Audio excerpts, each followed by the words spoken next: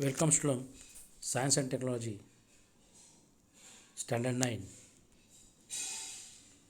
Part 2nd, Chapter 6, Classification of Plants.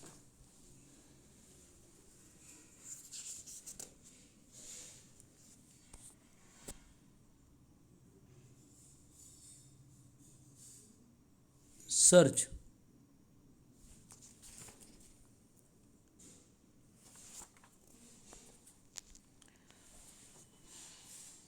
for a pond with greenish water.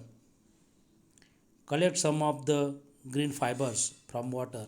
Put the fibers in a petri dish and wash them clean with water. Put one of the fiber in a drop of water on a glass slide and spread it out straight. Put a cover slip over the slide and observe under a compound microscope.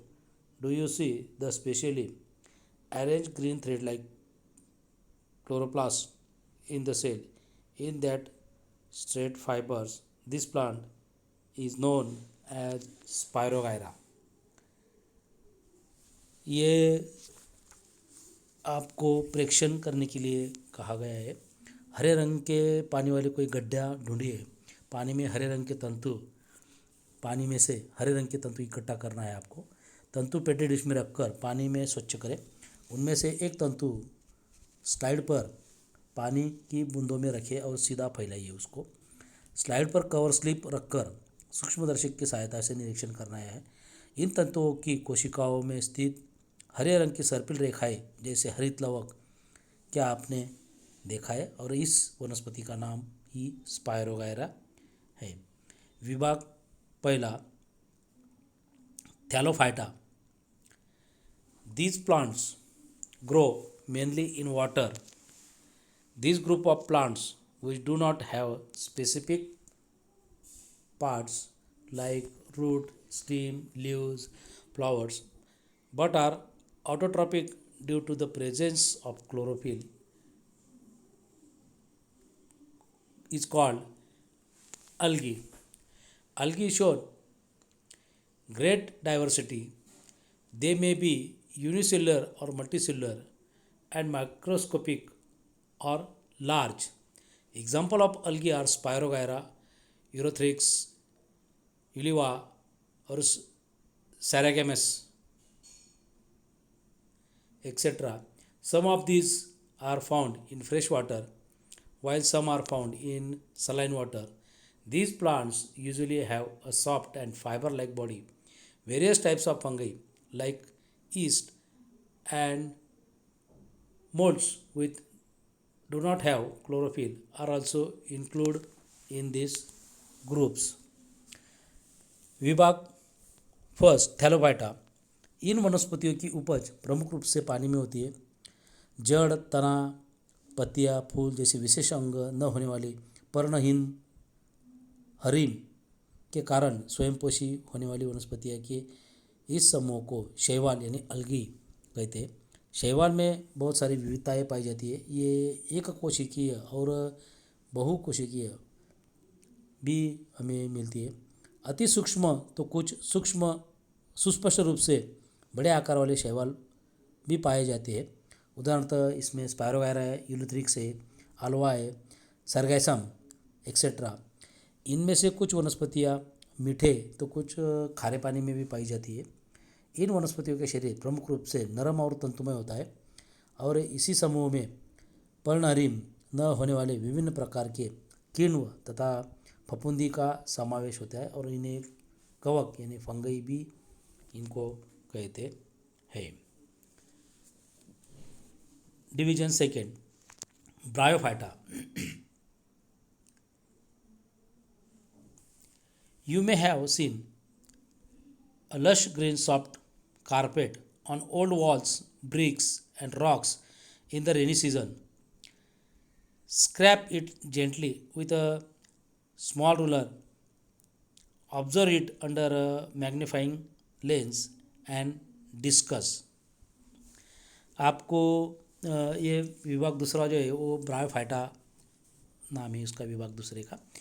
आपने बारिश के मौसम में पुरानी जो दीवारें रहती है उन दीवारों पर, ईंटों पर या पत्थरों पर हरे रंग की नरम एक कालीन देखी होगी। छोटी पट्टी लेकर उसे हल्के से कुरेदने से हमें कुछ वनस्पतियाँ पाई जाती हमें मिलती है। उन वनस्पतियों का लेंस की सहायता से निरीक्षण करने पर हमें क्या कैरेक्टर्स उसके नज़र आते हैं। This group of plants is called the amphibians. और इस समूह की वनस्पतियों को वनस्पति जगत में उभयचर एम्फीबियंस कहा जाता है। Of the plant kingdom because they grow in moist soil but need water for reproduction. These plants are thalloid, multicellular and autotrophic. They reproduce by spore formation.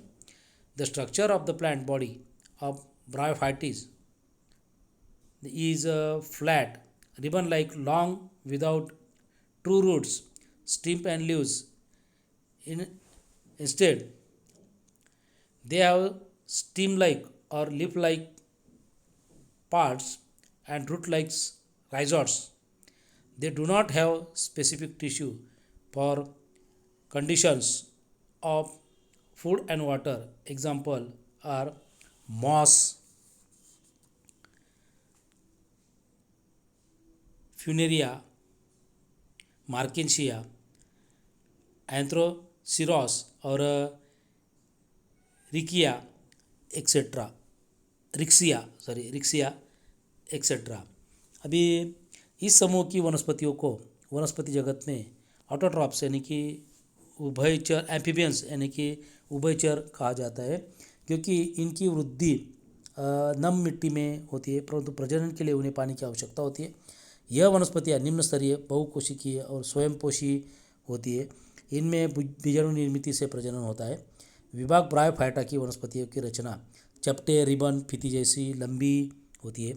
इन वनस्पतियों में मूल रूप से पाई जाने वाली जड़ें, तना, पत्तियां नहीं होती। इनमें पत्तियों जैसी रचना होती है और जड़ों की जगह जड़ों जैसे अंग मूलाभ होते हैं तथा पानी और भोजन के संवहन के लिए विशेष ऊतक नहीं होते। इसका जो उदाहरण है वो है Funaria, Anthoceros, Riccia etcetera. Observe and discuss. You may have seen ferns among the ornamental plants in garden. Take a leaf of a full grow fern and observe it careful. अतः बागों में शोभायमान झाड़ियों में फर्न तो आपने देखा ही होगा। पूर्ण रूप से विकसित हुए एक फर्न की एक पत्ती का बारीकी से प्रेक्षण आपको करना है। डिवीजन थर्ड यानी कि pteridophyta. Plant from this group have well developed roots, stems and leaves and separate tissue for conduction for food and water, but they do not have bear flowers and fruits. They reproduce with the help of spores formed along the back of posterior surface of their leaves. Example are fern like Nephrolepis, Marsilia, Teres, Ediantum, Equisetum, Sileginella, Lycopodium, etc. These plants reproduce asexually by spore formation and sexually by zygote formation. They have a well developed conducting system. इस विभाग तीसरा यानी कि pteridophyta, इस विभाग का वनस्पतियों में जड़, तना तथा पत्तियों जैसे अंग स्पष्ट रूप से दिखाई देते हैं, परंतु इनमें पुष्प और फल नहीं पाए जाते। जल तथा अन्य पदार्थों के संवहन के लिए स्वतंत्र ऊतक उसमें पाए जाते हैं। इनका प्रजनन पत्तियों के निचले भाग पर पाए जाने वाले बीजाणु से होता है। उदाहरणतः fern, Nephrolepis, Marsilea, Pteris, Adiantum, Equisetum, Selaginella, Lycopodium etcetera. इन वनस्पतियों में अलैंगिक प्रजनन बीज द्वारा तथा लैंगिक प्रजनन युग्मक द्वारा होता है। इनमें स्पष्ट रूप से संवहनी संस्था भी पाई जाती है। Use your brain power. What is the similarity between the plants of the group Thallophyta, Bryophyta and Pteridophyta, irrespective of difference in their body structure? Thallophyta, bryophyta और टेरिडोफाइटा इन तीनों विभागों की वनस्पति की शरीर रचना एक दूसरे से भिन्न होते हुए भी उनमें कौन सी समानताएं पाई जाती है? All these plants reproduce by spore formation.